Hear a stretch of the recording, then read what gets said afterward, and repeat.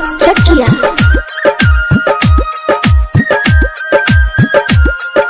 Mix by Vikram Rathore. हम सुनाई मुखिया न चली सीता मोड़ी लबर के खिस्सा खोपरा गांव के भइल बदनामी।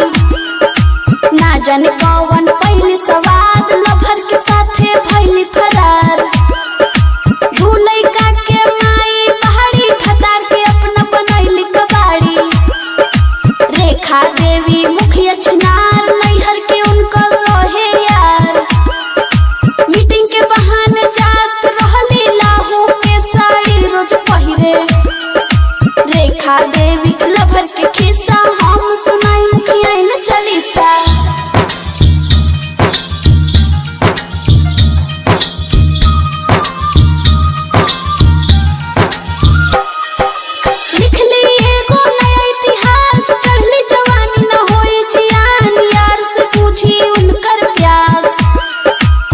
खाए अपना मर्द से कैली यार के संगे फरार उठैली।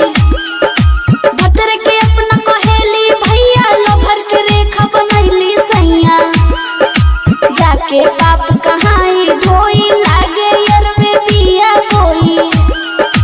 बम्बई में जाके अलंग दिखाई यरवा संगे पलंग हिलाई।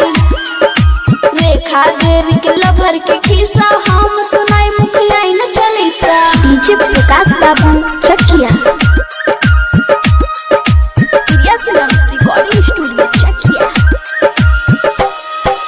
रंजित रवाना लिखले सच्चाई। रिंकी सिंह प्रियंका गा के सुनाई। विक्रम रणधीर का अब बताई। मोदी काका करी इंसाफ जनता के टूटल बा विश्वास। यूपी बिहार में होके खोजाई बम्बई में रेखा के होई ठुकाई। नीतीश जी ऐसन लिखी केस कतही न होखे ओकर बेल। जिला सीतामढ़ी में भइल हड़ताल थाना कन्हौली में होई बवाल। सीतामढ़ी के मुखिया न चालीसा।